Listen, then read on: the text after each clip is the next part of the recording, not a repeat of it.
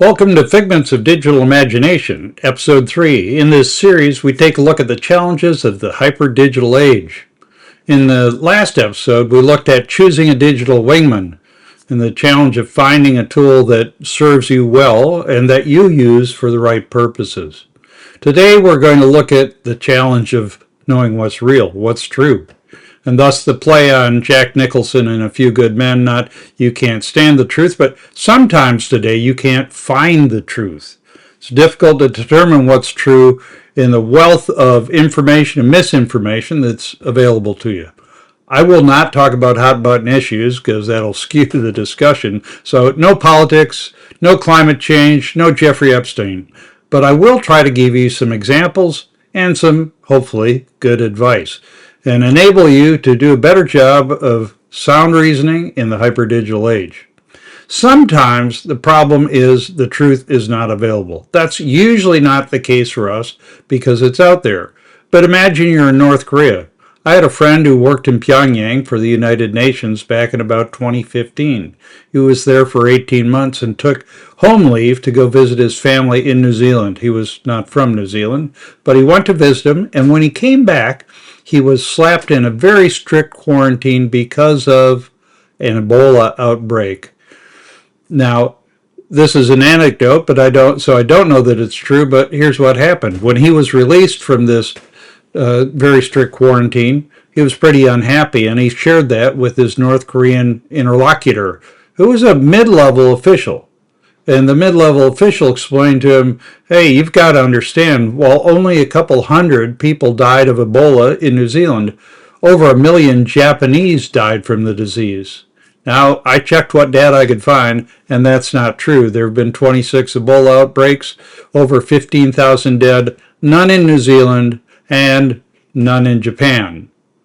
But the North Korean official didn't have access to the truth. The lie started somewhere above him, and he had no way to form better judgment.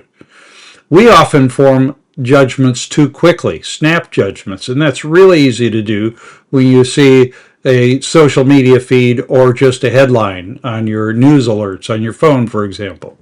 I experienced that once when I was a second in command, an ops officer in an F-15 squadron. And in that case, we lost one of our airplanes. One of my pilots got in a flat spin, ejected, and the airplane crashed.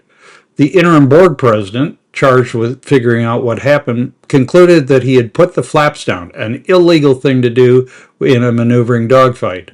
But that's what he concluded because he found the flap switch down and the flaps physically down.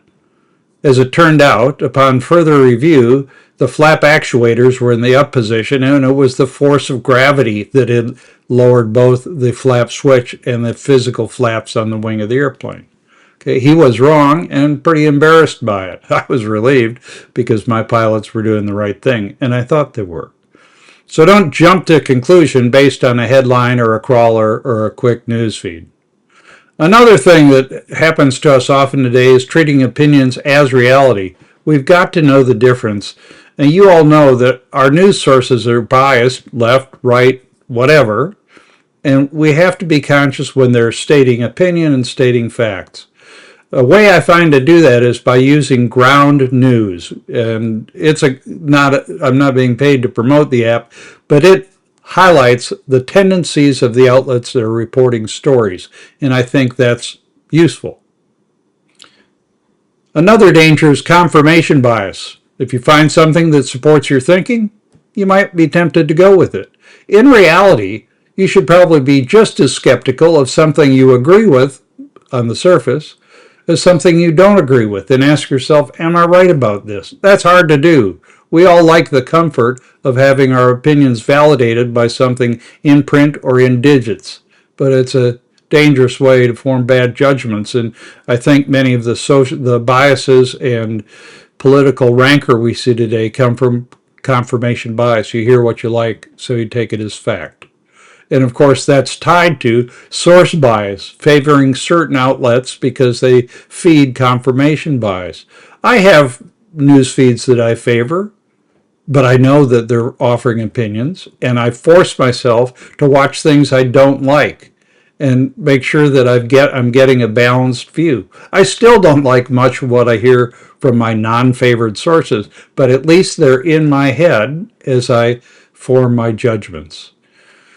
Now, here's one that I see a lot that's kind of hard to explain. I'll call it unbridled extrapolation, where there are facts in what's presented as news, but they're extrapolated to unreasonable conclusions. I've got a great dog named Ace, shown here, and so I watch a lot of miniature schnauzer videos, and I get feeds in Instagram about the wonderful schnauzers and how they think. Some of those include dog behavior experts, I guess there is such a thing, and they will take data, real data, about endorphins and emotional responses, what a dog likes and what doesn't, scientifically gathered, but then they will tell you exactly what your dog's thinking. They love you, they worry about you, they hate you, whatever. There's no way they can know that, not to that degree. That extrapolation is unreasonable. So look for that too. Another prevalent item in our news and information sources are what I call meaningless conclusions, where they take real data, real facts, and then present it in something reassuring, like this graphic, but it's meaningless. It's absolutely useless for forming good judgments. So you've got to work through those pitfalls of logic and then figure out what is actually true, accurate, and factual. Back in the day, because I am a geezer, all you had to do was make sure you were relying on primary sources, the original documents. You could go to the library or an archive or find them not online, but by calling a library and getting them to fax you a copy back in the day. Today, there are still primary sources, but how can you tell that they're primary sources? If you're not looking at the actual document, you can't tell. And there are fakes out there. I'm not telling you you can't find truth. Well, I did at the start, but the truth is, if you will, determining what's factual is simply more difficult. And it is your job if you're going to be a thinking human being. Now, back in the day, many years ago, I taught research methodology in a master's program. I learned to ask my candidates 2 questions when reviewing their writing, and these are still valid, I think. It's just more difficult to answer them. The first question was, how do you know? They'd present something, it would be footnoted. How do you know? Is that actually supported in the document that you cite? Or are you extrapolating without reason or without justification? How do you know? Ask yourself that question as you form your opinion. And then, just as important as the second question, so what?